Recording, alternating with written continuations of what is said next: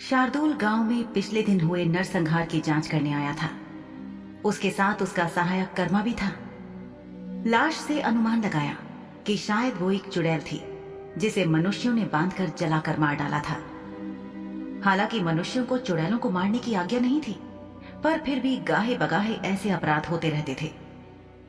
शार्दुल की चिंता का विषय ये था कि गांव में मारे गए लोग मनुष्य या सफेद चुड़ैलें तो नहीं थे। अगर काली चुड़ैलें थीं तो ये बात उतनी गंभीर नहीं थी। आखिरकार काली चुड़ैलों के लिए किसी के भी मन में ज्यादा चिंता नहीं थी। एक भद्र सी दिखने वाली महिला जो उस गांव की हाकिम रुंझुन थी, उसने चुड़ैल की लाश की तरफ इशारा करते हुए शार्दुल से पूछा, इस लाश के बारे में आपकी क्या राय है शाह साहब? महिलाओं को अक्सर बहुत बड़ा अवसर नहीं दिया जाता था, लेकिन कुछ अवसरवादी मनुष्य अवसरों को खोद खोद कर ढूंढा और पाया जाता था, खासकर तब जब वे मनुष्य से एक आधे पिशाच में बदल जाते थे तो उनकी महत्वाकांक्षा बाकी भीड़ की तुलना में जल्दी आगे बढ़ जाती थी। वो अच्छी और जलने से कुरकुरी हो गई लगती है। वैसे जब ये सब हुआ तब आप कहाँ थी? फिर से बताएंगी? शार्दुल ने खड़े होकर अपने पैरों को झाड़ लिया और उसने उस महिला यानी रुंझुन से पूछताछ की। बातचीत के साथ शार्दुल की आंखें उन मनुष्यों को देख रही थीं, जो अपने हाथों पैरों में बंधी बेड़ियों के साथ पास ही में खड़े थे, ताकि उन्हें भागने से रोका जा सके, क्योंकि वे दोषी इंसान थे।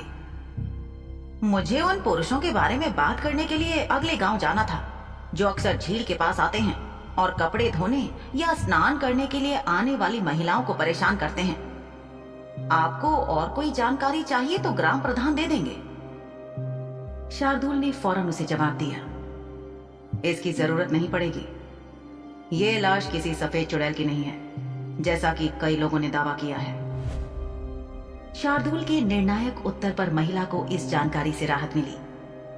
तभी शार्दुल ने अपनी आगे की बात कही, लेकिन वो एक काली चुड़ैल भी नहीं थी। इस गांव के लोगों ने एक मासूम लड़की को आग लगा दी। हमें इस बात का परीक्षण करना होगा और गांव के लोगों को उचित जवाब देना होगा कि आखिर उन्होंने ऐसा क्यों किया।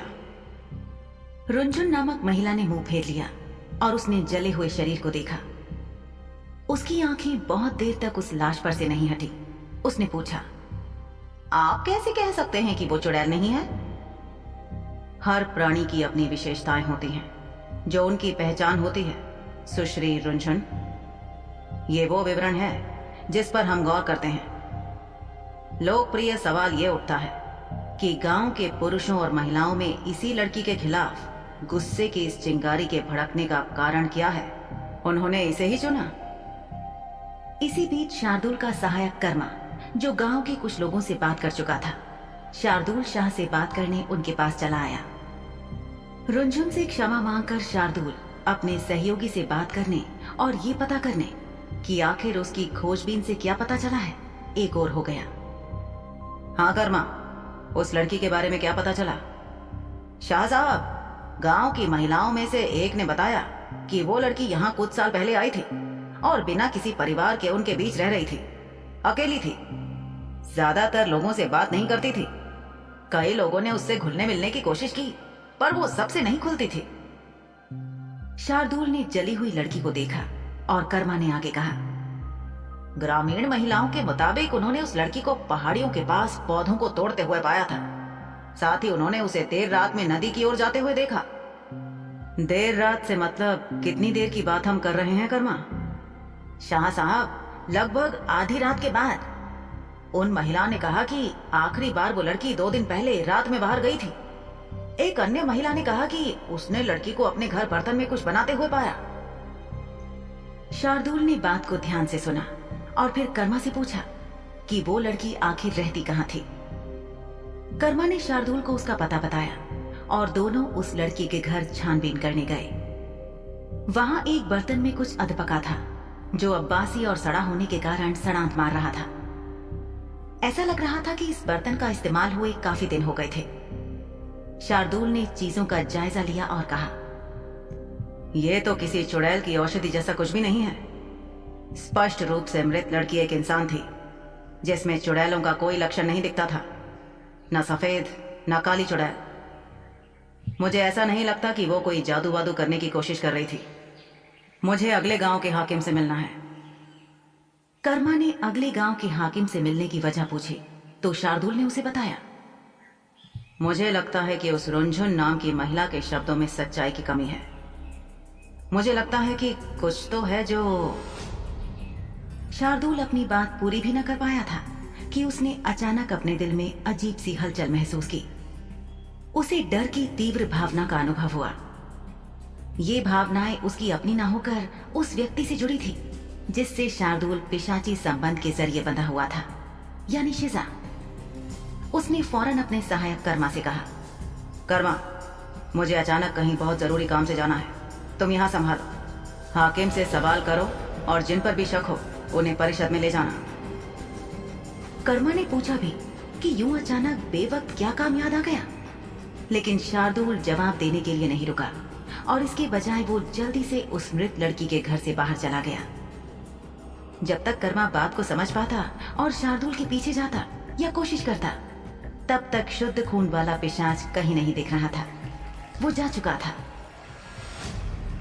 उधर शाह हवेली के नीचे झील का पानी बहुत ठंडा था, जिससे शिजा के लिए अपने शरीर को हिलाना मुश्किल हो गया था, क्योंकि जितना ज्यादा वो पानी के स्तर से ऊपर रहने की कोशिश कर रही थी, उतना ही ज्यादा वो थकती जा रही थी। उसके जैसे किसी भी व्यक्ति के लिए जो पानी की इस गहराई में तैरना नहीं जानता था, इस झील में गिरकर बचना मुश्किल था। वो हाथ पैर मार रही थी, लेकिन व्यर्थ। कुछ ही देर में उसकी थकी हुई देह ने हार माननी शुरू कर दी। हवेली में से किसी की भी नजर उस पर नहीं पड़ी। आखिर अपना काम छोड़कर कोई भी बाहर झील की तरफ देखने की जहमत क्यों उठाता? हवेली की सारी नौकरानियां और नौकर चाकर साफ सफाई और अपने अपने काम में लगे हुए थे। शिजा को नहीं पता था कि ये उसकी कल्पना थी या वास्तव में किसी ने उसे धक्का दिया था। वो निश्चित रूप से इस हद तक आगे नहीं झुकी थी कि उसे पता ही नहीं चलता कि वो गिरने वाली है। उसका सिर पीछे की ओर झुक गया, क्योंकि उसने ऊंची हवेली की ओर देखा, जो ऊंची और दूर तक फैली हुई थी। शिजा यहां मरना नहीं चाहती थी, कम से कम इस तरह तो बिल्कुल नहीं।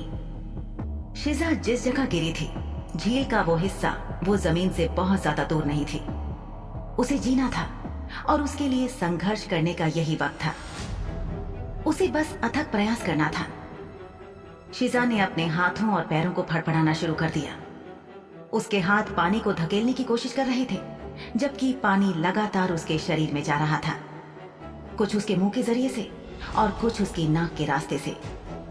इस वजह से उसके शरीर ने जवाब देना शुरू कर दिया। उसकी आंखें भारी होने लगी और जिस तरह से वो पानी मुंह से बाहर निकालने की कोशिश कर रही थी, उससे उसका गला दुखने लगा। पानी बाहर कम निकलता, बल्कि अंदर ज्यादा जाता। उसे चक्कर आने लगे और उसका दिमाग और चेतना सुन्न होने लगे। उसका शरीर सुस्त पड़ने लगा। पानी और शिजा के संघर्ष में स्पष्ट रूप से पानी जीत रहा था। पानी की ताकत के आगे बेबस शिजा के शरीर के शिथिल पड़ने से उसका शरीर नीचे की ओर बहने लगा। उसके सुनहरे भूरे बाल पानी में फैल गए। उसके पैर और हाथ ऊपर उठकर उसे झील के तल की ओर खींच रहे थे। पानी के सतह के नीचे शिजा के लिए एक एक पल कीमती था। कुछ ही देर में वो सतह से नीचे और नीचे होती हुई झील के तल पर जा गिरी। वहां वो सिर्फ मातम और पानी के नीचे के पौधों से ही नहीं गिरी थी। हालांकि सतह के ऊपर से देखने पर कोई भी झील का रंग नीला ही कहता, लेकिन नीचे तल में हरा और मटमैला रंग हावी था। झील के फर्श पर कई शव थे, जो समय के साथ बिखर कर हड्डियों और कंकालों में बदल गए थे। हवेली के मालिकों द्वारा फेंके गए लोगों के शव, जिन्होंने शायद कुछ ऐसा किया होगा जो मालिकों को या तो पसंद नहीं आया था या जिस पर मालिक सहमत नहीं थे। पानी के किनारे पर से किसी ने झील में डुबकी लगाई और तैरते हुए वहां पहुंचा जहां शिजा कुछ पल पहले गिरी थी। उसे नीचे झील के तल में पाकर शार्दुल खुद उसके पास पहुंचा और उसे खींचकर पानी से बाहर जमीन पर ले आया। शार्दुल के शरीर से पानी टपक रहा था, लेकिन उसकी निगाहें सिर्फ लड़की पर टिकी थीं।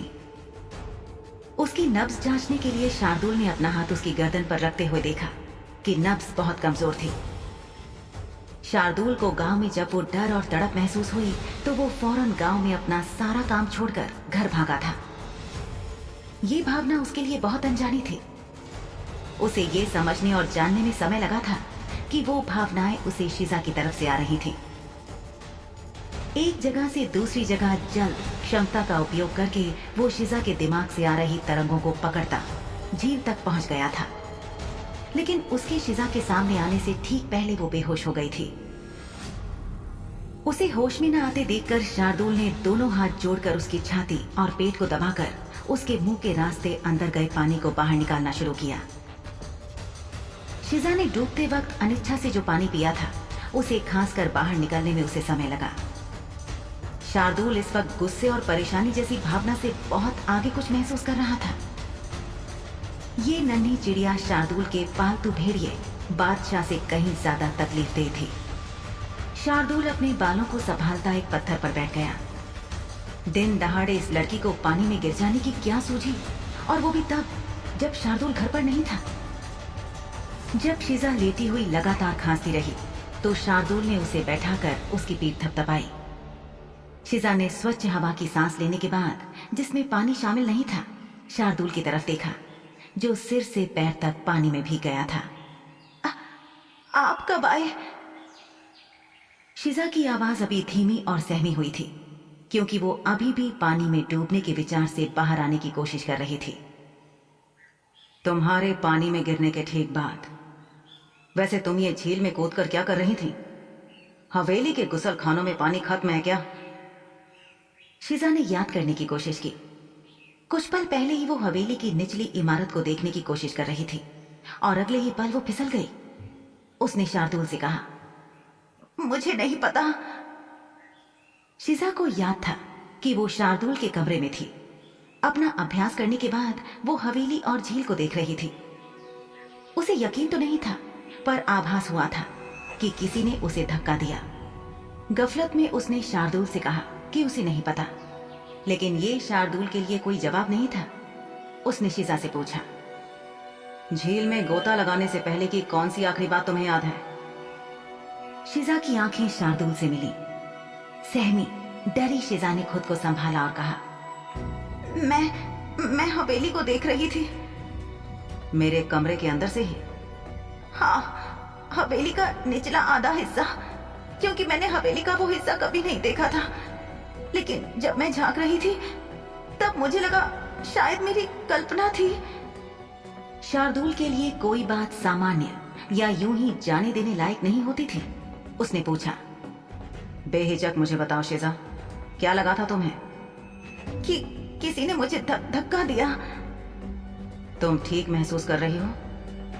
जी हाँ। चलो हवेली में वापस चलो। शार्दुल की आवाज अचानक ठंडी हो गई थी और उसमें गुस्से के अलावा बाकी सभी भाव गायब हो गए थे। शिजा को इस बात से चिंता हुई। शिजा ने शार्दुल के चेहरे की तरफ देखा। वो किसी सोच में था, लेकिन उसकी गहरी लाल आंखें उसका गुस्सा छुपा नहीं पा रही थी। पथरीली जमीन पर से शिजा को सहारा देकर वो पुल तक लाया और हवेली की तरफ चलने को कहा। शिजा और शार्दुल शाह हवेली के सामने बने पथरीले पुल पर चलते हुए हवेली की ओर चलने लगे। हवेली के अंदर खिड़कियों की सफाई कर रहे दयाल ने अपने मालिक और गुलाम लड़की को हवेली की ओर आते देखा। दयाल को कुछ अजीब लगा और उसने महसूस किया कि उसका मालिक बहुत खराब मूड में है।